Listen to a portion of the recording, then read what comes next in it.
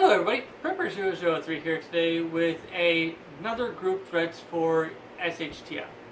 Now this one is going to be just a little different because I know that it's something that a lot of us strive to actually create, and that is a community.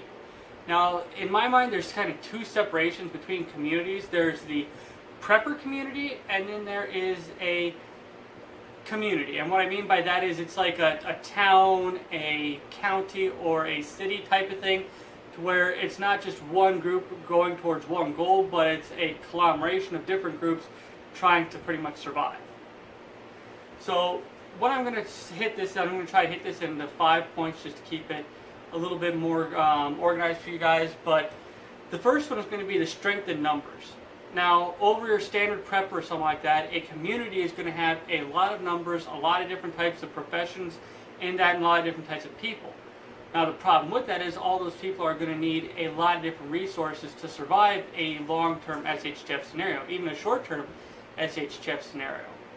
Now what happens with that is that you start having a fight for resources and a pretty much a need for the, and this heads on to the other point, and that is the need of the many over that of the few. So what can happen is with that is you can have a community pretty much self-govern itself to where every person's house is searched, ransacked for supplies, and all those supplies are pretty much nested into one area or a couple of different areas in the community, and then sent out in rations to pretty much allow the majority to survive over a few. Like for example, as a prepper, you might have, just for example, asthma, but you have a pretty good amount of your insulin supplied. You have a pretty good, you might even have a way to make insulin, who knows, but then you also might have a year's worth of food, water, you might have ammunition. Well, the community might say, well, you have asthma, you're not going to live very long, so we're just going to give you the bare necessities, we're going to take the rest of it for everybody else, just as an example. So that's where it can be really disastrous for preppers, especially for lone wolf preppers. And sure, you might be able to hold off a few of them, but they can easily overpower you. And it's not like everybody in these communities are not going to be just lining up there in a line, very stationary, for you to just shoot them one by one with your Mosin in self-defense. They can create their own tactics. There can be military veterans inside of those groups. There can be, for example, you can have, depending on this type of situation, you can even have private military contractors from another country there to help stabilize that area, or you could have another army there. So that's where that community can really be a threat to an individual prepper on that type of level.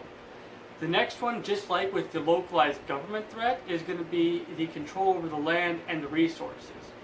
And with that, like I just mentioned earlier, they can go door to door taking the resources. They can go and confiscate, and they can work with these farmers and try to work a barter system out, or they can just use overwhelming power to take control of the outlying farms and slowly spread to their control.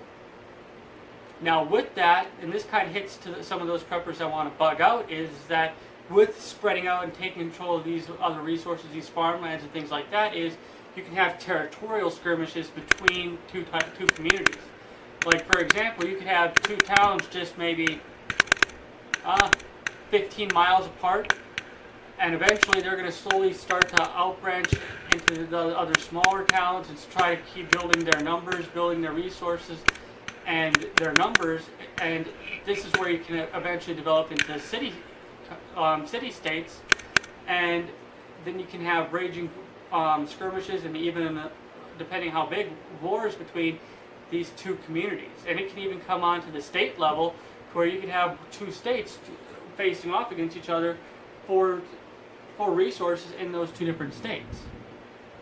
So, and a lot of people don't realize just how much resources there are in their communities. And just, for example, just one gun store could have tens of thousands of rounds, hundreds of firearms in the shop, and that can arm its own small platoon of people to go and take control of these prepper communities, or even go into taking these other smaller towns and their resources. And at that point, it's going to be, I need to survive over those people. If my family comes before these families. That's what these community leaders and the people in those communities are going to be thinking. They're not going to be caring about other people's rights or families or need to survive. They're going to be caring only about themselves and their families. So that's just one of the things where it's going to be very dangerous to those that are, especially that are bugging out. Sure, you might have your family and maybe a couple other families are with you, but it can eventually come into the point to where it's siege warfare and they're eventually just starving you out or slowly picking you off one after the other.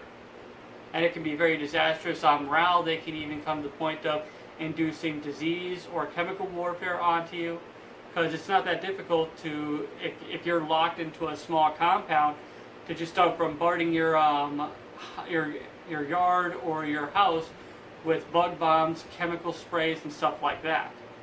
So that's just one thing that we have to be aware of. And the last point is kind of heading back into territorial skirmishes, but this is going to head on to is tribalism. And you see this a lot even in modern day America, to where you have just sports fans, to where you'll have, at a sports game, you'll have riots that break out just between the two fans.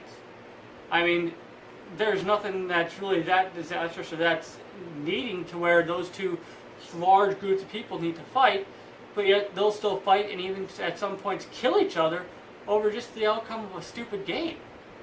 So that's where it really comes down to. And in an SHTF scenario, you can have two groups of people. It could be religious, it could be racial, it could even just be territorial, to where, and this happens a lot of times in like in South America, in Africa, in the Middle East, where you have just two small villages that are in desperate need of supplies. One village might have had a bigger crop or a bigger harvest that year, and the next village might have had disastrous outcomes. They might have had a flood come through and wipe out their harvest or something like that. Now they come and they attack and they kill a whole other tribe just over that. And it could even come down to just stupid things like a verbal conflict between two people that causes a huge outbreak and a huge skirmish to break out. So that's where tribalism can be very disastrous between those two communities. And as a prepper, if you're bugged out and you're in between these two community warring factions in these communities, it can be disastrous on you, because you might, especially if you're trying to hunt and survive, they're both hunting and they can see you as a threat, and they can even both work and have skirmishes with your community. So that's why it can be a very bad threat, especially to prepping communities as a whole. So that's just what I want to touch on. I want to hear your guys' thoughts on communities as a whole, whether it be as a threat or as a something as a productive thing to slowly work and grow on. Because I know a lot of you guys like to think about laying low, but it also might be beneficial to work and grow and become a community and work and strive together. So right now I'm trying to touch on towards the more threat aspect rather than the pros on that, but I just wanted to hear your guys' opinion on what communities can really cause between being a pro or a con to a prepper.